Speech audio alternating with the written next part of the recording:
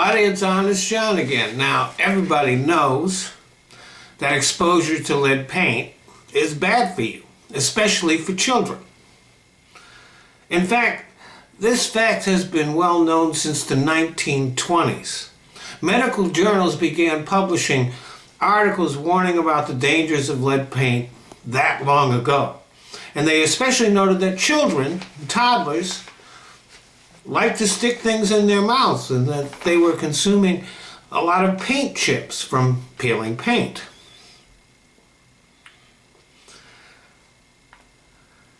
But that didn't stop the paint industry from aggressively marketing lead paint for use in homes.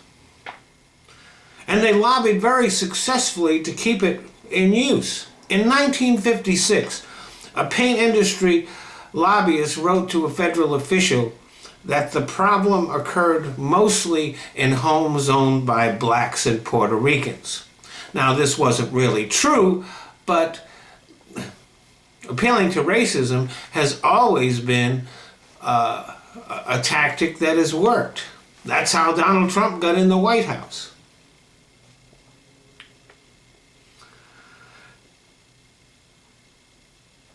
It wasn't until 1978 that the use of lead paint was banned in homes.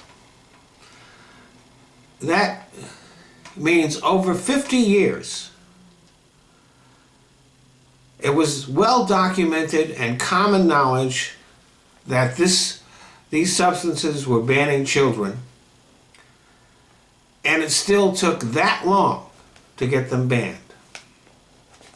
And even today, there are still hundreds of thousands, perhaps even millions of homes that have lead paint in them.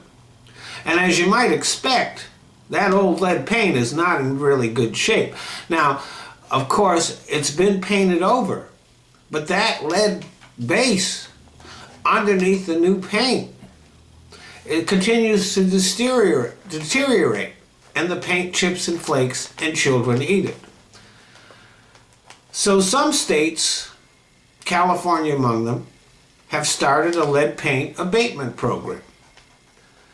And the courts in California have ruled that the three biggest companies, ConAgra, NL, and Sherwin-Williams, must contribute $600 million to that effort.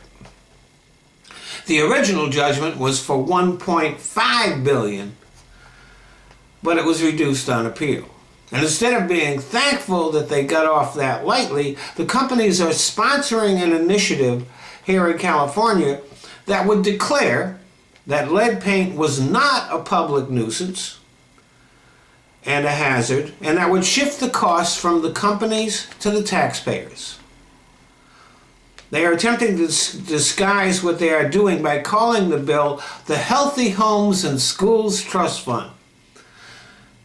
But what it would do is exempt them from having to put any money into the cleanup and shift the costs to the state.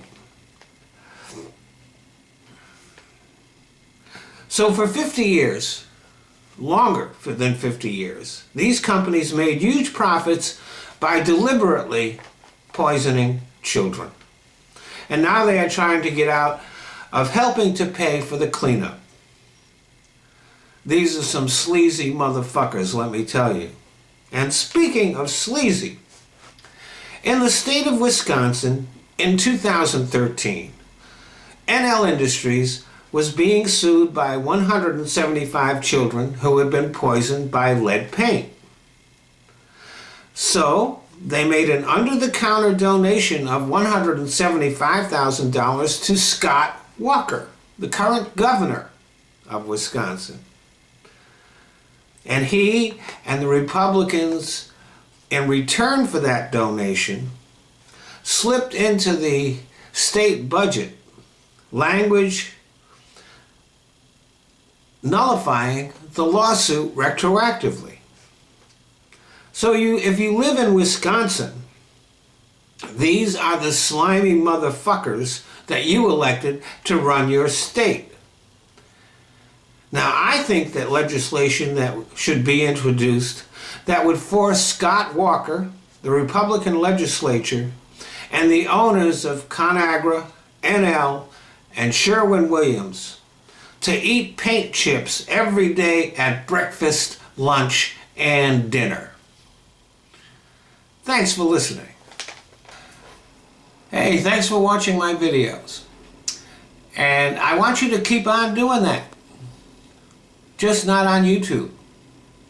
If you look down in the description box, you're going to see 2 new links there. One is to my Patreon page, the other one is to a site called Top Buzz. Now on Top Buzz, they're letting me monetize my video and they're not even ads on them. So I'd like you to get in the habit of watching my videos there. Or you can go to my Patreon page, and if you want to become a supporter, that would be great. If you don't, you can still watch my videos there. But for me, YouTube is no longer worth bothering with.